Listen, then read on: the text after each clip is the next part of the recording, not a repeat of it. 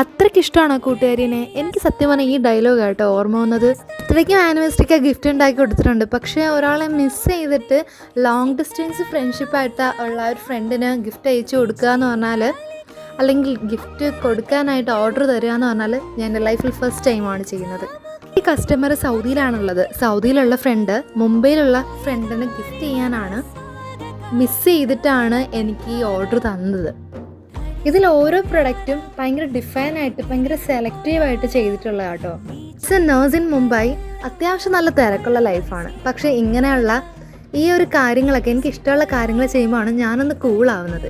ഇതിന് വേണ്ടി time invest ചെയ്യാം, ഷോപ്പിംഗ് ചെയ്യാം, അതുപോലെ തന്നെ സെലക്ട് ചെയ്യുമ്പം കസ്റ്റമറിനെ നമ്മൾ വീഡിയോ കോൾ ചെയ്ത് കാണിക്കാം.